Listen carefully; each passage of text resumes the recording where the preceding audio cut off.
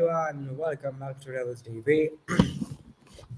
This is the Southampton versus Manchester United preview. Apologies for not doing this preview the date for the game. As I'm recording this, it is match day. The kickoff is actually in about 2 hours and 42 minutes. Quick maths. Apologies for doing this preview really late. But last night I was working on a match presentation late at night, so I was not able to do this preview, and I don't think anyone else from the TV was available at that time, which will be convenient for me. So yeah, I mean it's still good at Tamarami, but whatever, it's fine. Um, I'm doing a paper right now, so yeah, this is Southampton versus Manchester United. We're at the St. Mary's. Hopefully today we will be able to get up first. Sorry, up first. Yeah, I might cough a lot. Sorry. Um, a lot. So hopefully we can have first win, away win under Eric. Hopefully Eric Ten Hag. Hopefully today Eric Ten Hag can get his first away win as Manchester United manager. Um, I think that we have to carry on the momentum from the Liverpool game. The Liverpool game was absolutely fantastic, but we cannot get carried away with that because if we draw or lose today, then that result doesn't really mean that. Of course, it will still mean a lot, but like we need to recover because after 2-1 to Brighton, 4-0 to Brentford, if we want to recover from those two losses, we have to win like 7 or 8 games in a row now to still be in the top 4 days. Maybe actually, like if we manage to win our next 6 to 7 games, then I think we will be in the top four. Um, but we need to still keep on because the thing is, it's really because like the Anthony deal. I have no idea what's going to happen or not, to be honest, because it looked like it was going to happen, but Ajax have rejected a 90 million bid. If they reject a 100 million bid, what more can you do? And of course it's only United's fault because we going for Eric Ten Hag's priority targets in priority forwards 4 days, no, sorry, 5 days before, no, yeah, 4 days before September, which is absolute. That's a disgrace. A disgrace. If we got this, if we just gave, if we just put a 60, 55, if we put a 50, 55, 60, 65 million bid in for Anthony in June or July, this year probably would have been comfortably done and they would have played this first 2 games, this first 3 games. But no, Mr. Glazers did not do it. And now they're doing it because they're being pressured by the fans. We probably would have got Frankie De Jong deal. And that is an absolute fucking disgrace. For the whole summer, we chased a player who didn't want to come at all to this football club, and we just hoped that Barcelona would force him out. And right now, it looks like that De Jong might take a pay cut at Barcelona, so we could look absolute idiots with for the De Jong deal. I know we got Casemiro, but our signing was purely to please the fans. I know Ten Hag probably would likes Casemiro, but De Jong's always been his first choice midfielder, and we did not get Frankie De Jong. If we don't even get Anthony, this is an absolute shambles of a window. No priority targets for Ten Hag, not one.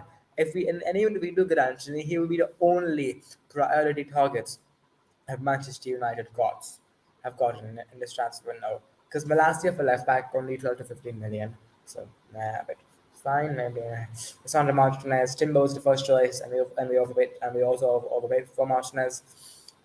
We also overpaid for Martinez and Ericsson. We only got him. We only went for him because he was a free agent. He was free. If he was on the contract at Brentford and he cost around 30 million, we would not go for him. And now if we get Anthony, that would finally be a priority signing. But I'm not so sure if we even get Anthony, so it's an absolute fucking joke. But yeah, going back on the game, Casemiro's debut, and of course I'm excited for that. Casemiro for a signing. Oh yeah, I didn't even talk about Casemiro as a signing. Um, the fact that we got Casemiro, it's just I think the deal around is on around 375K a week. I mean, he's won everything. He's won everything in football. Even internationally, he's won a Copa America. I mean, I think the only thing missing from his trophy cabinet there's a World Cup, and who knows, he might get it. Like, who knows? I mean, Brazil look pretty good, so, and I mean, it is a bit too much. Um, I think 300k a week around that would be a bit more reasonable. Around 250 to 300k, I think that would be reasonable, but we do tend to overpay, which is not good. We tend to overpay in wages, which is not good at all. Um, 60 million deal plus 70 mil plus 10 million in add-ons. I think it's not that bad of a deal considering he has 2 years left on his contract. One of the world's best center defensive midfielders, so not that bad of a deal in my opinion. And the fact that we finally have a CDM, we've been crying out for the CDM for so long now, and now we've not only gotten a CDM, we've got one of the world's best CDMs. It's absolutely fantastic to see and hopefully he will start today. I think he will start today.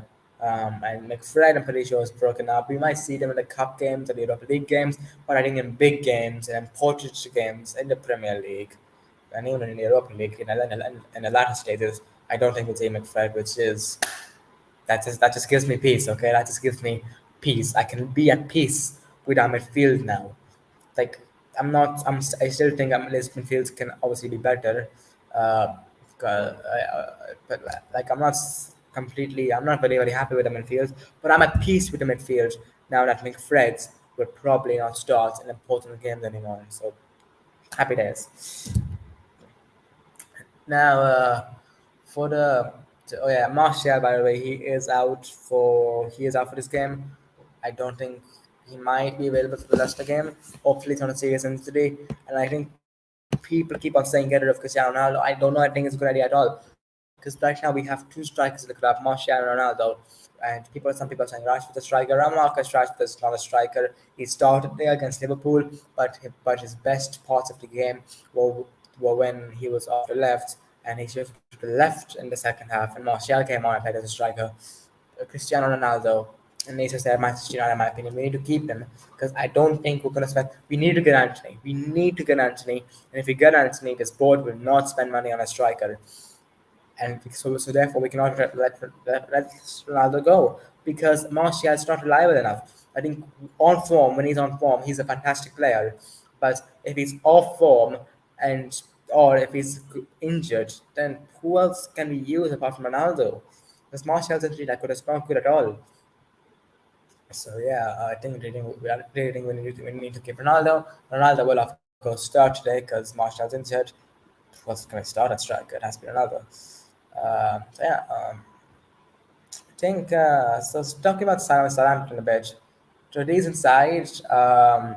Of course, we struggled against them last season. Both games ended in 1-1 draws. But the season before that, we did a double over them. So I think we'll beat them comfortably. But it can never be too sure in football. Anything can happen. But I think we will beat Southampton comfortably. They're a good team, but I just think we're better. We have more quality. But we do have some decent players like Jay Adams, Armstrong. I think Bednarek still at the club. He's been linked to Aston Villa, but right now he's still at the club. Um, more players like Livermento's a good player, but oh yeah, he's out, isn't he? He has a long-term injury. Ward Prowse is obviously a very good player. Romeo's decent. They have some decent players, right? Our players are better. And Hasenhut is obviously a very good manager, so it won't be easy for Ten Hag, but I do think we'll get the win today.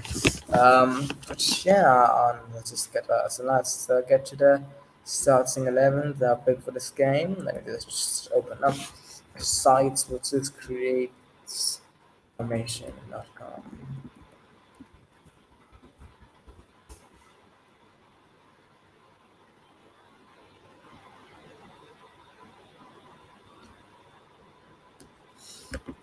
2. Okay, got it.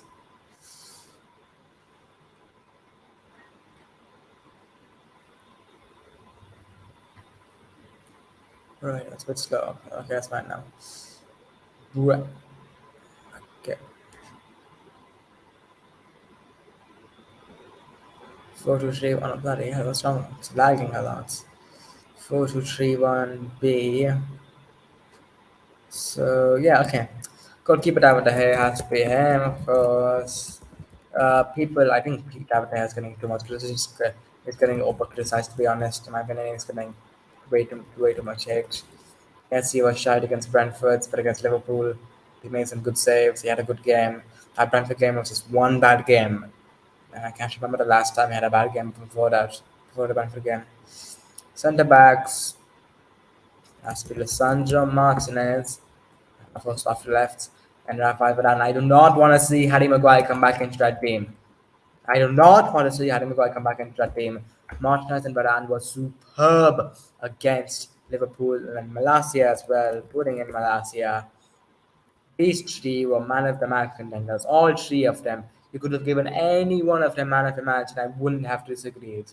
Absolutely fantastic, all three of them, and all three of them should, without question, start this game. Right back, Gallo. I think we do need to get a new right back. Cristiano hasn't been great for us. I think we need more competition at right back because Wambasaka clearly isn't enough competition for Dallo. He's not enough competition for the 11. Ten doesn't want to use Wambasaka at all. So yeah, I think we should get a new right back and sell Wambasaka. Two midfielders. Casemiro, of course, first one. But Casemiro. Ah, please, I'm spelling that correctly. Casemiro.